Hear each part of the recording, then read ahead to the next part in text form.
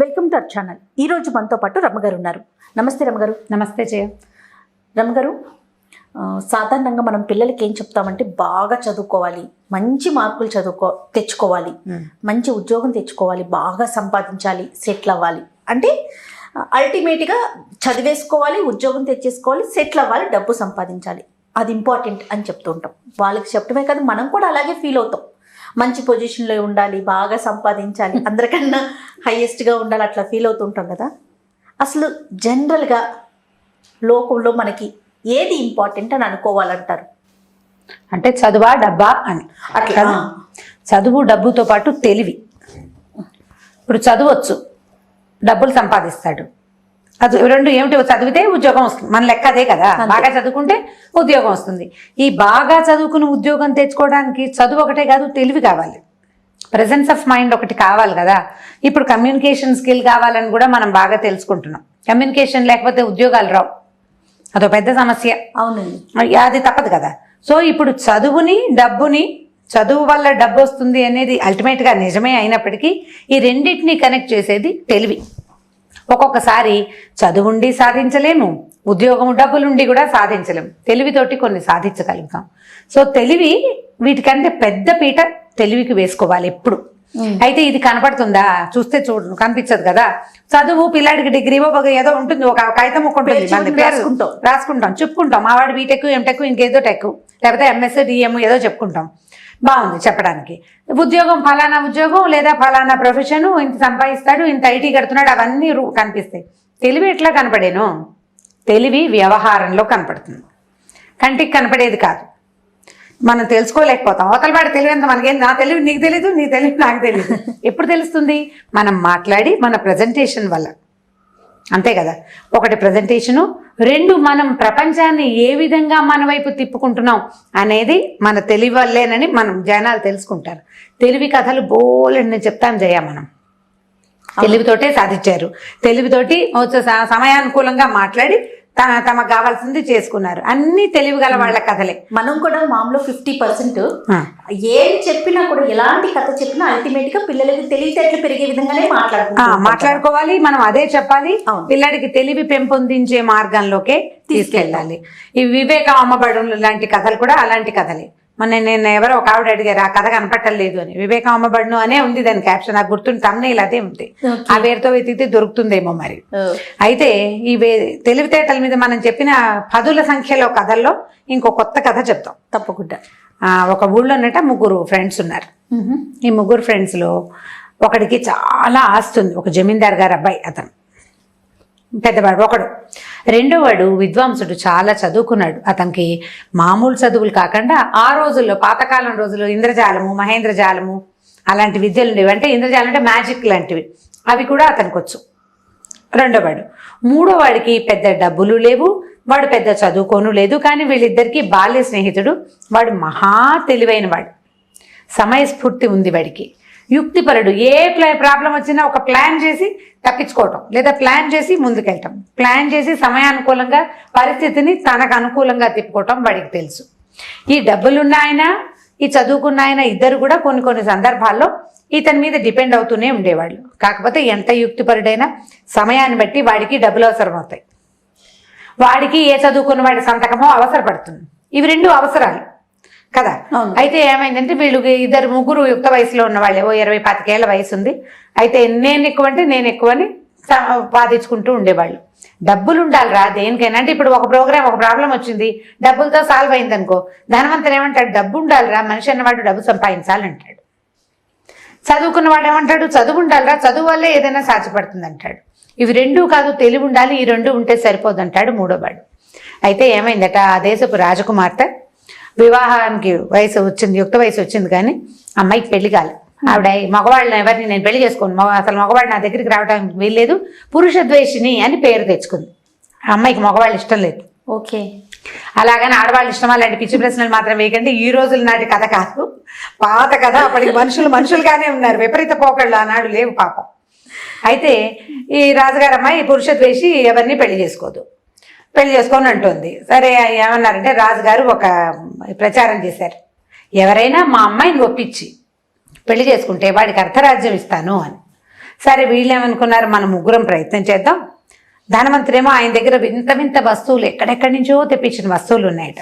అవన్నీ యువరాణికి చూపించి ఆవిడని వశం చేసుకోవాలనుకున్నాడు, ఇంప్రెస్ చేద్దాం అనుకున్నాడు. రెండో ఆయన తన చదువు, తన శాస్త్ర పరిజ్ఞానం, తన తాలూకు మ్యాజిక్లు, ఇంద్రజాలం అవి వచ్చు కదా, వాటితో చేద్దాం అనుకున్నాడు. సరే వీళ్ళు ముగ్గురు పోయారు రాజుగారి దగ్గరికి. వెళ్ళి ముందు ఈయన ఏం చేశాడంటే డబ్బులు ఉన్నాయన తన దగ్గర ఉన్న వస్తువులని వాళ్ళ ఆ రాజకుమార్తె తాలూకు దాసీలకి చూపించాడు. మామూలుగా ఏమవుతుంది, రాజకుమార్తె అంటే పెద్ద అమ్మా నాన్నతో కలిసే ఉండరు, వాళ్ళు విడిగా ఉంటారు. వాళ్ళకి దాసీలు, పనివాళ్ళు, చేలికత్తెలు ఉంటారు.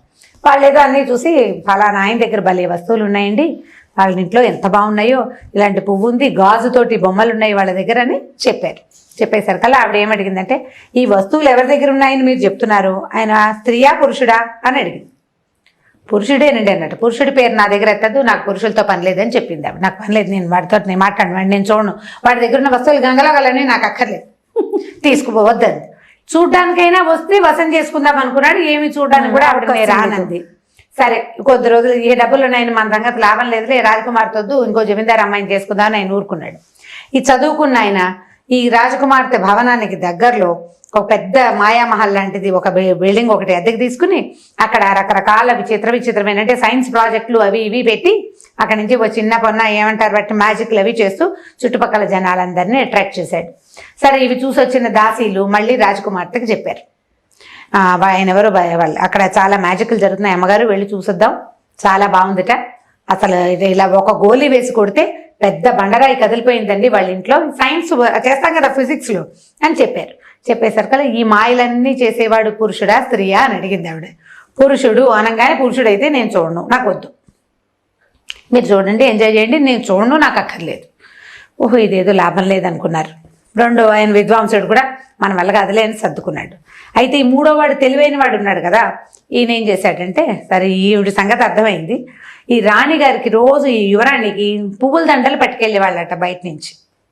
ఆవిడకి మంచి పువ్వులు అవి ఇష్టం, రోజు ఫ్లవర్ అరేంజ్మెంట్ మార్చేవారు అంతఃపురంలో. సరే ఈ పువ్వులు ఏ తోట నుంచి వెళ్తాయో ఆ తోటలో ఉన్న ఒక మామతోటి ఫ్రెండ్షిప్ చేశాడు కుర్రాడు.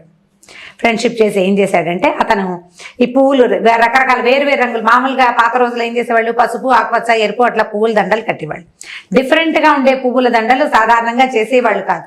కొన్ని పువ్వులు వాసనకే కానీ అంటే పూజకే కానీ దీనికి పనికిరావు, కొన్నేమో పూజకు పనికిరాని పువ్వులు ఉన్నాయి కదా, మన ముళ్ళగోరింటలో అవి వాడడం, డిసెంబర్ పూలు దేవుడికి పెట్టరు, అట్లాంటి పువ్వులతోటి అతను 3-4 రంగులతోటి విచిత్రంగా దండలు కట్టి ఇచ్చేవాడు ఆ మామకి, రాణిగారికి ఇవ్వమని, యువరాణికి ఇవ్వమని. ఒక వారం 10 రోజులు ఆ దండలు పట్టుకెళ్ళింది. ఈ దండ కొత్తగా ఉందని వేరే కలర్స్ కాంబినేషన్స్ కనపడేసరికల్లా అమ్మాయికి నచ్చింది, కొత్తగా ఉంది కదా, రెగ్యులర్ గా చూసే పువ్వుల అరేంజ్మెంట్ కంటే కొత్తది ఒక బ్లూవో ఒక పర్పుల్లో చేరితే మనకు కూడా ఉత్సాహంగా ఉంటుంది. సరే ఆ అమ్మాయికి ఆవిడ కొంచెం ఉత్సాహం వచ్చాక వీడు ఏమన్నాడంటే, ఈసారి యువరాణి దండలు ఎవరు కట్టారని కనుక అడిగితే ఊరు నుంచి మీ అక్కయ్య కూతురు వచ్చిందని ఆ అమ్మాయి కట్టిందని చెప్పమని ఆ అవ్వకు చెప్పాడు. సరే యావ పువ్వులు తీసుకెళ్లేసరికల్లా యువరాణి రోజు అడుగుదాం అనుకుంటున్నాను, అవ్వ దండలు ఎంతో బాగుంటున్నాయి, కొత్త దండలు, ఈ దండ ఎవరు కట్టారు, ఎక్కడి నుంచి నేర్చుకున్నామంటే నేను నేర్చుకోలేదు, మా అక్కయ్య కూతురు ఊరి నుంచి వచ్చింది, అది కడుతుందని. మీ అక్కయ్య కూతురు తీసుకురావా, నాకు ఎంతో నచ్చింది, నువ్వు రోజు ఇంత చెండు తెచ్చిస్తున్నావు, ఆ అమ్మాయిని ఇక్కడే పెట్టుకుంటే నేను అన్ని పువ్వులతోటే అలంకారం చేయించుకుంటాను, నాకు ఎంతో నచ్చిందని అడిగింది. అడిగేసరికల్లా సరే ఇవి వచ్చి చెప్పింది, అవ్వచ్చు ఈ కుర్రాడికి రాణిగారు నీ కోసం అడుగుతుందో అనేసరికల్లా వీరేం చేశాడు, ఆ అమ్మాయిల వేషం వేసుకుని తేలిగ్గా అంతఃపురంలోకి వెళ్ళిపోయాడు. వెళ్ళిపోయేసరికల్లా సరే ఆవిడతో ఫ్రెండ్షిప్ ఎద్దు, రోజు నేను ఎక్కువసేపు ఉండనండి, మా ఆయన ఒప్పుకోడు, ఒక 2-3 గంటలు ఉంటాను మీ దగ్గరని ఒప్పించాడు. అబ్బాయివే కదా తొందరగా వేషం బయటపడిపోతుంది. ఓ 2-3 అవర్స్ రోజు వచ్చి యువరాణికి రకరకాల పువ్వులు ఎలా కట్టడము అవి నేర్పించాడు. సరే ఆవిడ సరదాగా మాట్లాడుతుండేది. ఆ అమ్మాయికి ఈ కొత్త ఆలోచన విధానం ఉన్న అమ్మాయి నచ్చిందనమాట. కొంచెం ఫ్రెండ్షిప్ కుదిరింది. ఆడపిల్లలు అంటే ఇది పాత కథల్లో చెప్తుంటారు, ఇట్లా ఎవరితోటైనా ఫ్రెండ్షిప్ కొంచెం కుదరంగానే ఆలోచించకుండా తమ సంగతులు చెప్పేస్తారు. ఆడవాళ్ళ దగ్గర ఉంటుంది ఆ గుణం, చాలా తొందరగా తమ ప్రాబ్లమ్స్ ఓపెన్ చేసేస్తారు, గుంభనంగా ఉండరు. ఈ కొత్తగా వచ్చిన ఈ అమ్మాయి కాస్త ముద్దుగా కాస్త ఫ్రెండ్లీగా ఉండేసరికల్లా, ఏమంటే యువరాణి గారు మీరు ఎందుకంటే పెళ్లి చేసుకోకుండా ఉన్నారు, నేను మీ వయసు దానే, నాకు ఎప్పుడో పెళ్ళి అయిపోయింది, మీకు ఎందుకు పెళ్లి కాలేదంటే, నేను ఎవ్వరికీ చెప్పలేదు, ఒక రహస్యం ఉంది, నువ్వు నాకు చాలా నచ్చావు అందుకే నేను చెప్తున్నాను, ఇదివరకు పూర్వ జన్మలో నేను ఒక లేడీగా పుట్టాను, నేను మా ఆయన అంటే ఆడలేడీ మొగలేడీ మేమిద్దరం కలిసి వనవిహారం చేస్తుంటే ఒక వేటగాడు మమ్మల్ని పట్టుకున్నాడు. అప్పటికి నేను గర్భిణిని. అయితే పట్టుకునేసరికల్లా నేను వల్లో చిక్కుకుపోతే నా భర్త లేడి నన్ను వదిలిపెట్టేసి పారిపోయాడు. వాడు తప్పించుకున్నాడు. నేను గర్భిణినని, స్త్రీనని, నేను ఇక్కడ వీటికి దొరికిపోయానని, నన్ను ఏం చేస్తున్నాడో కూడా వాడు చూసుకోలేదు. వాడు పారిపోయాడు. నాకు అసహ్యం పుట్టింది మగవాళ్ళంటే. కాబట్టి నేను పెళ్లి చేసుకోకూడదని నిశ్చయించుకున్నా. మళ్ళీ ఆడపుట్టుకే పుట్టాను, దిక్కుమాల పుట్టక. అక్కడ లేడిగాను ఆడలేడినే. మనిషిగా పుట్టినా కూడా మనిషి అమ్మాయి పుట్టకే పుట్టాను. మగవాడిని అయితే బాగుండేది, నేను పుట్టలేదు, ఆ స్త్రీగా పుట్టాను కాబట్టి ఇక మగవాళ్ళతో పెట్టుకోకూడదు, వాళ్ళు ఇలా మోసం చేస్తారు. నేను కిందటి జన్మలో మగ లేడీ నన్ను మోసం చేసిందని చెప్పింది. చెప్పేసరికల్లా సరే వినేసి కుర్రాడు ఏదో ఆవిడని ఓదార్చి వెళ్ళిపోయాడు. వెళ్ళిపోయిన తర్వాత ఏం చేశాడు, మళ్ళీ రాలా, ఊరు వెళ్ళిపోయానని అవ్వతోటి చెప్పించేశాడు. తర్వాత ఏం చేశాడు, ఒక 4-5 రోజుల తర్వాత ఒక ఋషీశ్వరుడి వేషం వేసుకుని ఈ అమ్మ రాజకుమార్తె భవనం ఏదైతే ఉందో దానికి అవతలగా ఉన్న ఒక చిన్న పార్కులో విడిది చేశాడు. స్త్రీ ద్వేషి స్వామివారు అని రాయించాడు బోర్డు. ఆడవాళ్ళని చూడను, కేవలం మగవాళ్ళనే చూస్తాను అని అనేసరికల్లా ఇదేదో వింతగా ఉంది కదా. దాంతో మగవాళ్ళంతా క్యూ కట్టారు. వచ్చిన వాళ్ళందరికీ విభూతి ఇస్తాడు, కుంకం ఇస్తాడు, ఇంకేవిడో అగరత్తులు ఇస్తాడు, గాల్లోంచి తీసి అందరినీ ఆశీర్వదిస్తున్నాడు. సరే రోజులు గడిచే కొందికి ఈ స్త్రీలని ఈయన ఎందుకు చూడడు అని జనాలకు బాగా ఉత్సుకతగా ఉండేది. ఎవరైనా కనుక్కోవాలి ఆ సంగతి. చూస్తే యోగీశ్వరుడు ముసలాయన కాదు, యంగ్గానే ఉన్నాడు. ఇప్పుడు యంగ్ యోగీశ్వరుడు ఏం చేయొచ్చు, ఏదో తపస్సు చేసుకోవచ్చు. స్త్రీ ద్వేషిని అని ఎందుకు పెట్టాడు బోర్డు, ఆసక్తిగా ఉంటుంది. సరే అక్కడి నుంచి ఏమైంది, రాజుగారు కూడా అంటే ఈ యువరాణి గారి తండ్రి కూడా వెళ్ళాడు ఆశీర్వచనం తీసుకోవడానికి. సరే ఈయనకి భస్మం ఇచ్చాడు, మీ ఇంట్లో ఆడవాళ్ళకి ఇవ్వండి అని కుంకుమ ఇచ్చాడు, మాట్లాడాడు. 2 రోజులు 3 రోజులు రాజుగారికి బాగా సరదాగా ఉంది, నచ్చాడు అనమాట ఈయన యోగీశ్వరుడు. అక్కడికి వెళ్తే ఏదో ప్రశాంతంగా ఉంది, ఏమీ లేదు. యోగీశ్వరులు వాళ్ళు ఉండే చోట ఏమవుతుంది, ఆటోమేటిక్గా వాళ్ళు ఏం చెప్తారో వినటం కోసం ప్రశాంతంగా ఉంచుతారు వాతావరణాన్ని. అక్కడికి వెళ్ళాక కబుర్లు చెప్పుకోవు, ఆయన ఏమైనా మంచి మాట చెప్తాడేమో విందాం అనుకుంటారు. ఒక కామ్నెస్ వస్తుంది వెదర్లోకి, వాతావరణంలోకి రాగానే మనకి ఉత్సాహం, అంటే అక్కడ చాలా బాగుంది, పీస్ఫుల్గా ఉందని తోస్తుంది అనుకుంటాం, నమ్ముతాం కదా. అట్లా అట్మాస్ఫియర్ ని బట్టి మన నమ్మకాలు ఉంటాయి. సరే రాజుగారు బాగా 3-4 రోజులు వరుసగా వెళ్ళాడు. వెళ్ళాక ఏం చేశాడు, ఒకరోజు వాళ్ళ అమ్మాయిని చెప్పాడు, ఇట్లా నువ్వు పురుష ద్వేషం అయితే ఇది స్త్రీ ద్వేషం, మా స్వామివారు ఎంత యంగగా ఎంత బాగున్నాడో ఒకసారి నువ్వు చూడు, ఆయన చూసి దండం పెట్టుకో, కాకపోతే నువ్వు లోపల రావద్దు, ఆయన ద్వేషి కదా, బయట నుంచి చూద్దుగానని కూతుర్ని వెంబడి పెట్టుకొచ్చాడు. సరే అమ్మాయి ఏం చేసింది, కిటికీ పక్కన నిలబడి దండం పెట్టుకోవడం కోసం నుంచుంది. తీరా ఈ రాజుగారు ఏం చేశాడు, స్వామివారి దగ్గర కూర్చుని, అయ్యా మీరు స్త్రీ ద్వేషం అన్నారు, ఎందుకండి ఇంత చిన్న వయసులో మీకు స్త్రీ ద్వేషం వచ్చింది ఏమిటి అని అడిగాడు. నేను ఎవరికి చెప్పలేదండి, మీకే చెప్తున్నాను. కింద జన్మలో నేను ఒక మొగలేడిని, నా భార్య గర్భిణి అయిందని దాన్ని నిదానంగా తీసుకెళ్ళి అటు ఇటు తిప్పుతున్నాను. ఒకరోజు సాయంత్రం ఒక వేటగాడు వలపన్నాడు, నా భార్య నన్ను వదిలిపెట్టి వెళ్ళిపోయిందండి. ఆడది వెళ్ళిపోయింది, అయ్యో నేను ఆడదాన్ని కడుపుతూ ఉన్నాను, నా భర్తను వదిలేసేస్తే వెళ్ళిపోతే ఎట్లా అని ఆలోచించలేదు, నేను వేటగాడికి దొరికిపోయాను, నన్ను అక్కడ వదిలిపెట్టి నా భార్య పారిపోయిందండి. అంటే అది ఎందుకు వెళ్ళిపోయింది, అది ఆడలేడు కదా, తన గర్భాన్ని రక్షించుకోవడానికి వెళ్ళిపోయి ఉంటుంది. భర్త కంటే గర్భం ఇంపార్టెంట్ అండి, నేను కదా ఇంపార్టెంట్, నన్ను వదిలిపెట్టేసింది అని చెప్పాడు. చెప్పేసరికల్లా ఈ పక్క నుంచి వింటుంది యువరాణి ఒళ్ళు మండిపోయింది.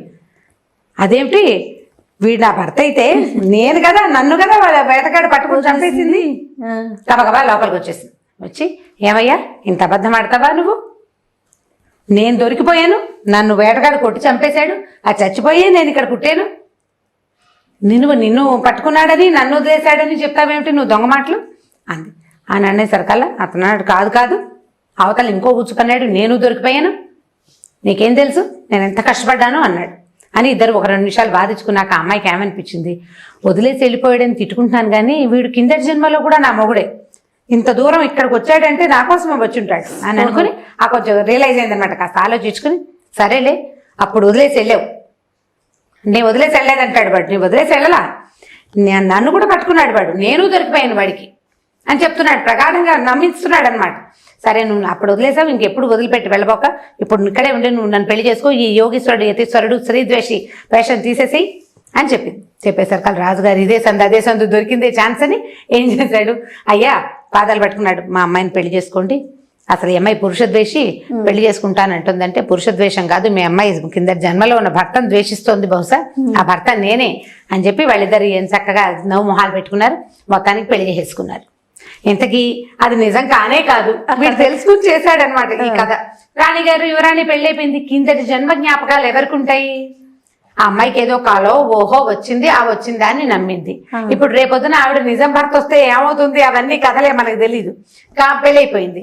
పెళ్ళైపోయాక ఏముంది, 1 సంవత్సరం 2 ఏళ్ళు తిరిగే సర్కాలు కొడుకో కూతురో పుట్టారు. ఆవిడ పిల్లల సంరక్షణలో పడి వీడు నిజంగా కింద జన్మలో తన మొగుడేనా కాదా అన్న ఆలోచనే చెయ్యలేదు. సర్దేసుకుంది అనమాట. ఈ వీడి ఫ్రెండ్స్ ఇద్దరు అవురా వీడి తెలివితేటలు ఇలాంటి దాన్ని ఎలా లైన్లో పెట్టి ఎట్లా చేసుకున్నాడు, ఈ బ్రహ్మరహస్యం ఎవరికి తెలీదు. రాజుగారికి తెలుసు, యువరానికి తెలుసు, మునీశ్వరుడికి తెలుసు. అంతే. వీళ్ళు ముగ్గురు కలిసి మాట్లాడుకున్నారు. చివరికి పెళ్ళైపోయింది. రాజుని మన అల్లుడు గారు కొంచెం లైన్లో పెట్టారన్నమాట. ఇది బ్రహ్మరహస్యం ఎవరికి చెప్పకూడదు, మా జన్మ రహస్యాల కింద జన్మలో మేమిద్దరం లేడమంటే మీ ప్రజలంతా నవ్వుతారని ఒప్పించాడు. ఇంకా ఆయన చెప్పలేదన్నమాట. ఒక దెబ్బకి చక్కగా కథ అంతా కంచుకెళ్ళిపోయింది. ఈజీగా యువరానికి పెళ్ళైపోయింది.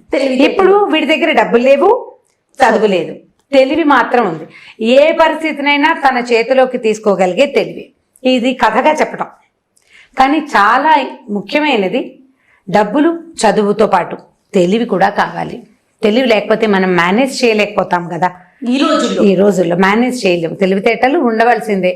మనకు ఉన్నవి ఒకటి ఉన్న తెలివి, లేదా ఎవరినైనా అడిగి తెలుసుకోవటం, ఏ కౌన్సిలింగ్కి వెళ్ళటం, ఎక్కడికైనా వెళ్ళి తెలుసుకోవటం, ఎవరినైనా హైర్ చేసి వాళ్ళతోటి పని చేయించుకోవటం కూడా ఆ తెలివికి కూడా ఇప్పుడు అవకాశం ఉంది కదా.